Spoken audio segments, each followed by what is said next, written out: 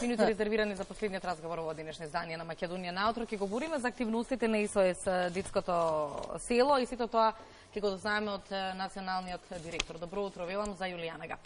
Добро утро. Мораме да ве прашам на почетокот како добар домакин, како сте утро? Па како за утро? Одлично. Одлично, да. Так, ајде да почнеме со ред. Уште неколку дена, односно една недела неделја од почетокот на новата година. Што е она што го подготвивте за децата од детското СОС село? Какви се активности подготвивте по повод новогодишните празници? Па вака, децата од СОС детско село секоја нова година, па и оваа така, по повод новогодишните празници се домакини на многу всушност гости, организации, хумани луѓе, наши пријатели кои што не посетуваат многу повеќе во овој период од годината. И најчесто дечињата подготвуваат новогодишна представа. Значи тоа е една театарска представа каде што тие се вложуваат на вистина сериозно, бидејќи имаме доста талентирани деца. Меѓутоа покрај представата и други активности, други видови на представи, значи со танцување и така натаму, во зависност од тоа кои деца учествуваат, па така ние имаме секојдневна обврска да им го разобавуваме животот, меѓутоа сепак во овој временски период гостите кои што доаѓаат всушност ја надополнуваат таа новогодишна атмосфера и за нив. Так, имавте и кампања за новогодишни честитки. Колку беше успешна истата и која е пораката од? Кампањата се уште трае. Со купувањето на новогодишна честитка помагате на секое дете во СОС детското село. Колку е успешна, ќе видиме до крај на годината, меѓутоа ние во Македонија можеме да се пофалиме дека кај нас се уште постои таа традиција за среќа на испраќање на честитки до пријатели, компании, соработници и така натаму, што е во денешно време голема реткост. Меѓутоа тоа е се уште една наша доблест и ета благодарение на тоа ние преку нашата новогодишна кампања успеваме да обезбедиме дел од средствата кои што понатаму ги користиме за поддршка и изгрижување на децата во СОС детско село. Так, факт е дека за да непречно функционира СОС детското село потребни се финансиски средства. Успеавте ли да одговорите на финансиските предизвици? Па како и за сите граѓани, како и за сите организации, компании, за нас е тоа голем предизвик. Меѓутоа ние се трудиме на децата ништо да не им недостасува. Значи од финансиски аспект тоа секако не можеме да го направиме сами, тоа го правиме благодарение на сите наши партнери кои што ни помагаат. Значи некои со години кои што не поддржуваат, а некои пак кои што ја препознаваат нашата работа, нашата мисија, нашата визија. Меѓутоа она што е најважно, ние се трудиме на децата да им обезбедиме сигурност, топол дом, љубов. Затоа не се потребни финансиски средства, меѓутоа е потребна голема посветеност и голема упорност на сите оние кои што се заслужни за работата на организацијата.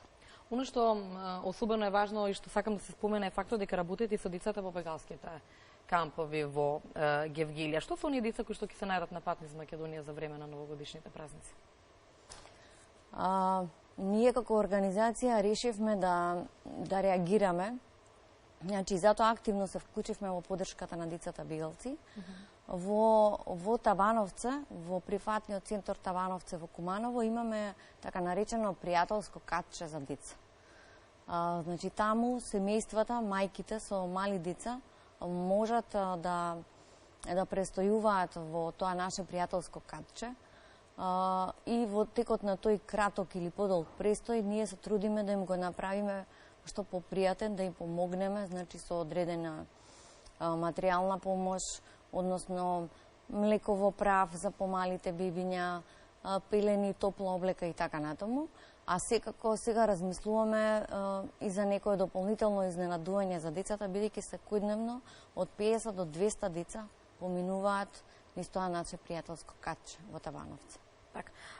Освен што се грижите за детското село во Ченто, работите и на многу други проекти. За какви проекти станува збор? Ние секогаш велиме, ние многу правиме, меѓутоа многу малку се фалиме. Препознаени сме по СОС детското село, каде што згрижуваме деца без родители. Меѓутоа, работиме многу проекти во текот на годината. Како што спомнавте, еден од тие се проектот за поддршка на децата на бегалци.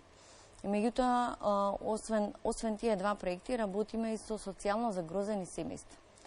Имаме два советодавни центри, едниот се наоѓа во општина Шуто-Оризари, другиот во општина Газибаба. И во рамките на тие советодавни центри работиме со семејства кои што се во висок социјален ризик и каде што всушност грижата кон децата е доведена во прашање. Така да, освен што згрижуваме деца, се трудиме децата кои што се веќе во своите биолошки семејства да не бидат напуштени од своите родители.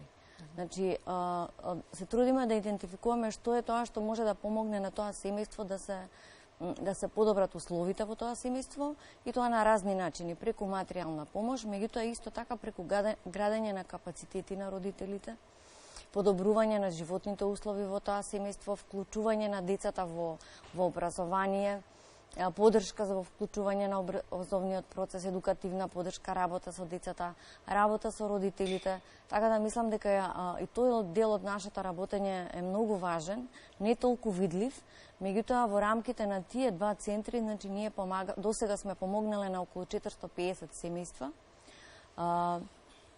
И понатаму продолжуваме исто така да следиме таа наша мисија. Имаме и дополнителни два програми кои што подразбираат работа и поддршка на млади. Во Бардовци и во населба Ченто имаме две младински куќи во кои што поддржуваме деца од 15 до 19 години. Значи тоа се исто така деца без родители и родителска грижа, а исто така имаме програма за поддршка на млади возрастни над 18.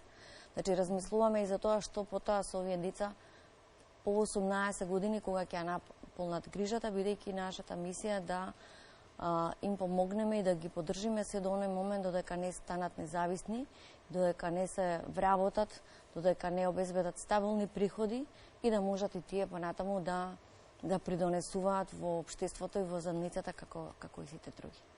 И сосема на крај од овој разговор, која е она порака од децата згрижени во СОС детското село, која треба да биде пренесена? Па на децата од детско село, како и сите други деца, си имаат своја порака за Дедо Мраз, си имаат многу желби, кои што дел од нив веќе ги имаат напишано, дел се уште ги пишуваат. Меѓутоа, јас сепак би кажала топол дом, љубов и грижа за секој дете. Тоа е пораката за Дедо Мраз, а понатаму се другото е многу полесно. Исто би им порачала на сите хумани, добронамерни луѓе да помогнат на оние на кои што им е потребна помош, бидејќи таквата помош е добре дојдена, а посебно за таа најранлива категорија како што се дечињата. Станува да ви се заблагодарам за одвоеното време и за разговорот, да ви посекам многу успехи и да закажеме повторна средба. Благодарам и на вас. Јулијана Гапо, национален директор на СОС детското село Македонија, гостинка ова утро во Македонија на Отропа.